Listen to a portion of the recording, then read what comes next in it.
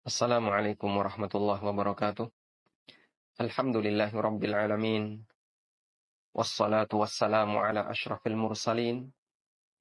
Nabiyyina wa maulana Muhammadin wa ala alihi wa sahbihi ajma'in. Wa ashhadu an la ilaha illallah wahdahu la syarikalah. Wa ashhadu anna Muhammadan abduhu wa rasuluh. Sallallahu alaihi wa ala alihi wa sahbihi wa sallama tasliman katsira. Thumma amma ba'd. Alhamdulillah, kita memuji syukur kehadirat Allah Azza wa Jalla. Kembali kita melanjutkan pelajaran kita membahas tentang pengantar ilmu waris. Dan insya Allah di kesempatan pagi hari ini kita akan membaca beberapa permasalahan dalam wasiat. Berikut contoh kasus yang ada di dalamnya. Dan Alhamdulillah di buku yang kami sediakan kita sebutkan beberapa contoh kasus itu. Yang pertama adalah dahulukan utang daripada wasiat. Dan ini ditegaskan oleh beberapa ulama. Di antaranya adalah pernyataan ulama sahabat, yaitu Ali bin Abi Thalib radhiyallahu anhu. Juga keterangan yang disampaikan oleh Al-Bukhari dalam sahihnya. Meskipun secara zahir ayat, wasiat lebih ditaruh di depan, wasiat disebutkan lebih awal dibandingkan utang. Allah Subhanahu wa ta'ala berfirman di surat An-Nisa, setelah Allah menjelaskan tentang pembagian warisan. Suami dapat sekian, istri dapat sekian, jika punya anak dan tidak punya anak. Kemudian saudara, selanjutnya juga orang tua dan anak dari mayit. Setelah itu Allah Subhanahu wa ta'ala berfirman, "Mim ba'di wasiyatin yusi biha audain." Semua itu ditunaikan mim ba'di wasiyatin, setelah dilaksanakan wasiat, yusi biha, yang diwasiatkan oleh mayit, audainin, atau ditunaikan utang. Sehingga kalau kita lihat dari urutan, Allah Subhanahu wa ta'ala menyebut wasiat terlebih dahulu, baru Allah menyebut utang. Secara teks menyebutkan demikian, namun ternyata para ulama, di antaranya Ali bin Abi Thalib, memahami bahwa utang lebih didahulukan daripada wasiat. Ali bin Abi Thalib mengatakan, "Antum taqra'una al-wasiyata qabla ad-dain." Yang kalian baca dalam Al-Quran adalah wasiat sebelum utang. Wa qada Rasulullah sallallahu alaihi wasallam anna ad-daina qabla al-wasiyah. Sementara Nabi sallallahu alaihi wasallam memutuskan bahwasanya utang ditunaikan sebelum wasiat. Pernyataan Ali ini diriwayatkan oleh Ad-Daruqutni, Ahmad, dan dinilai hasan oleh Imam Al-Albani rahimahumullah jami'. Kemudian alasan kenapa utang lebih didahulukan daripada wasiat, karena utang itu harta orang lain yang ada di tempat kita. Sehingga mengembalikan utang itu adalah kewajiban antar sama hamba yang harus didahulukan. Sementara memberi wasiat itu sama sebagaimana memberi hibah, namun dia digantungkan pasca kematian. Karena itu lebih didahulukan menyelesaikan kewajiban pribadi daripada memberikan wasiat, yang itu termasuk di antara amal mustahab, amal yang dianjurkan, amal soleh. Al-Bukhari dalam sahihnya menjelaskan hal ini. Wa yudhkaru anna an-nabiyya sallallahu alaihi wasallam qada bid-daini qabla al-wasiyati fa ada'ul amanati ahaqqu min tatawwu'il wasiyah. Diriwayatkan bahwasanya Nabi sallallahu alaihi wasallam memutuskan bid-dain, untuk mendahulukan utang sebelum wasiat. Fa ada'ul amanati ahaqqu min tatawwu'il wasiyah. Maka menunaikan amanah, menunaikan kewajiban, itu lebih berhak, lebih didahulukan daripada menunaikan wasiat yang sifatnya anjuran. Baik, mohon untuk dibedakan begini. Antara memberi wasiat, berarti di sini disampaikan oleh siapa? Al-musi, si calon mayit. Antara memberi wasiat dengan menunaikan wasiat. Kalau memberi wasiat, itu disampaikan oleh al-musi, si calon mayit. Kalau menunaikan wasiat, itu dilakukan oleh orang yang mendengarkan, yang jadi saksi, al-musi, yang jadi saksi si A ini berwasiat. Kita kasih permisalan ya. Si A mengumpulkan beberapa anaknya. Anaknya B, C, D, E. Lalu si A menyampaikan kepada anaknya, aku berwasiat, tolong belikan seekor sapi besok kalau pas Idul Adha, dan kurbankan atas nama diriku. Kemudian setelah itu si A meninggal dunia. Sudah? Pernyataan si A, nanti tolong belikan seekor sapi untuk berkorban atas nama diriku, ini sifatnya anjuran. Berarti dia mau beramal dalam bentuk kurban.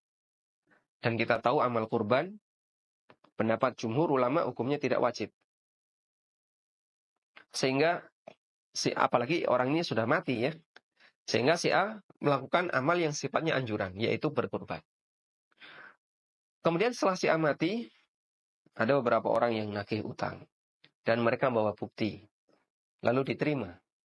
Akhirnya keluarga menyelesaikan perhitungan utang piutang dan sisa harta si A. Kemudian setelah dihitung, ternyata wasiat si A itu nggak cukup. Ternyata harta sisanya itu nggak cukup untuk dibelikan seekor sapi. Mana yang didahulukan? Tetap megangi wasiat si A, sehingga sisakan harta untuk membeli seekor sapi, ataukah dibayarkan utang? Jawabannya bayarkan utang. Ini kewajiban. Karena harta utang ini bukan hartanya si A. Ini harta orang lain yang ada di tempatnya si A. Karena itu wajib dikembalikan. Dan Allah Subhanahu wa taala perintahkan itu dalam Al-Qur'an, "Innallaha ya'murukum an tu'addul amanati ila ahliha." Allah perintahkan kepada kalian untuk menunaikan amanah kepada yang berhak.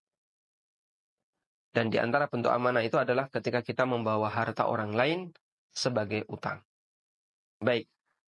Jamaah yang dimuliakan Allah Subhanahu wa taala, tentang posisi ayat. Sebagaimana yang tadi kita sebutkan, Allah Subhanahu wa taala menyebutkan pertama adalah utang terlebih dahulu. Dan Allah menyebutkan wasiat terlebih dahulu baru utang. Ini sejalan dengan firman Allah Subhanahu wa taala di ayat yang lain. Allah berfirman tentang masalah perizinan, tentang masalah izin ketika masuk rumah.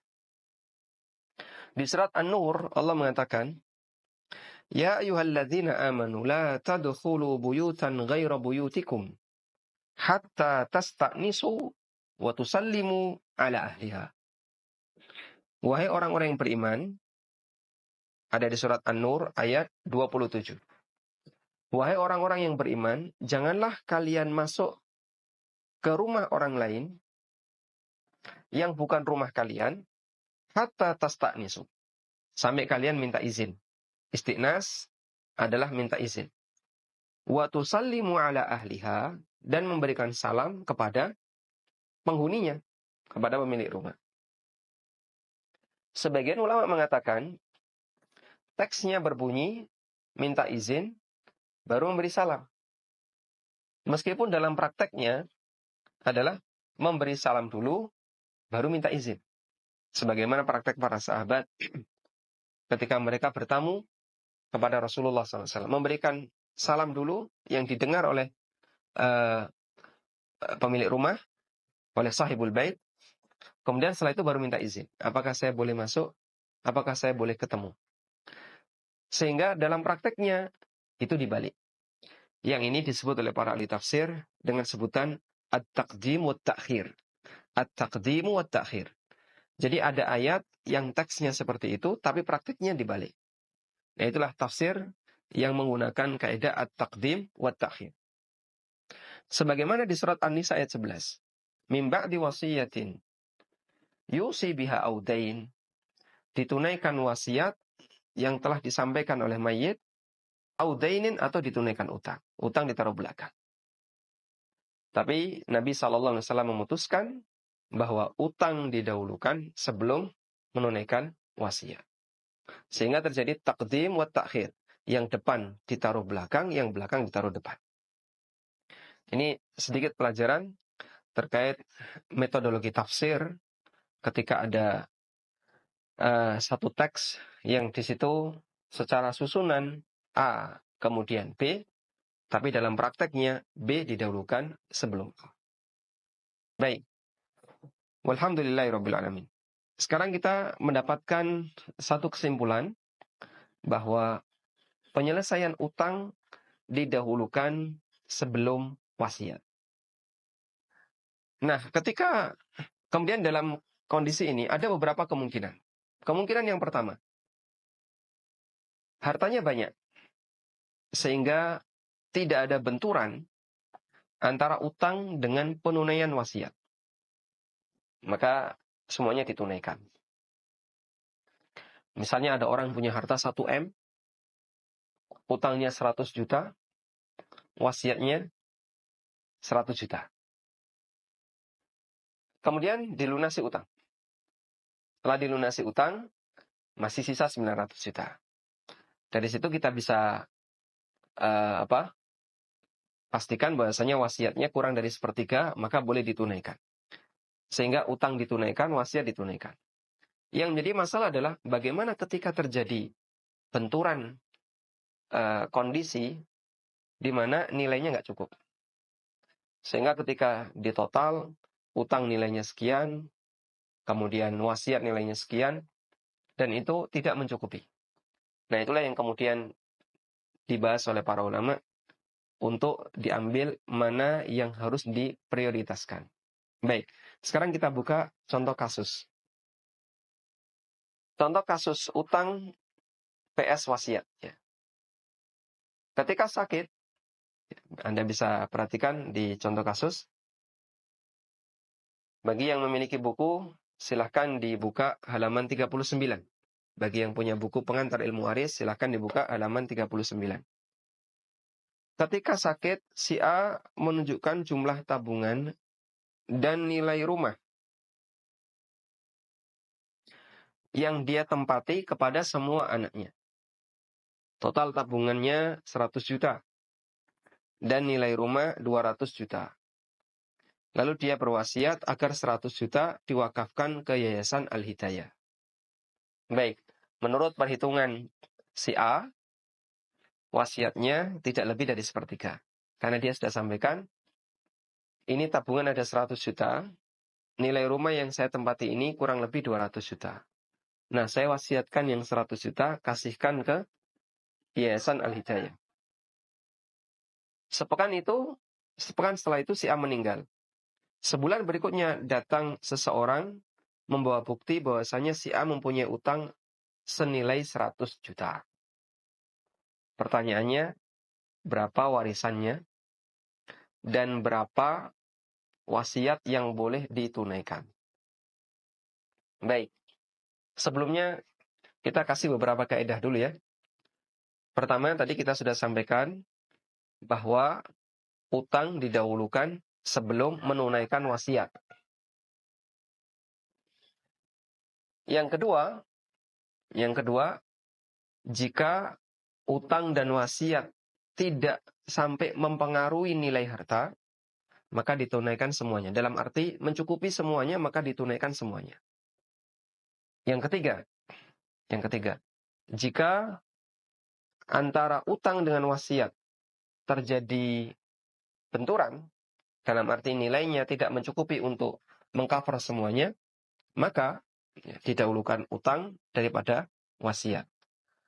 Nah, jika didahulukan utang daripada wasiat, nilai wasiatnya tetap bisa sampai 1/3, maka tetap ditunaikan senilai 1/3. Dalam arti hartanya tidak habis. Artinya begini, wasiat tetap dijaga dan ditunaikan, namun maksimal dari 1/3. Pertanyaannya, 1/3 ini 1/3 apa? Jawabannya adalah 1/3 dari sisa. 1/3 dari sisa total harta setelah dipotong utang. Wallahu ta'ala alam, semoga bermanfaat. Wassallallahu ala nabiyyina Muhammadin wa ala alihi wa sahbihi wa sallam. Wa akhiru da'wana anil hamdulillahi rabbil alamin. Subhanakallahumma wa bihamdika asyhadu an la ilaha illa anta astaghfiruka wa atubu ilaik. Wassalamualaikum warahmatullahi wabarakatuh.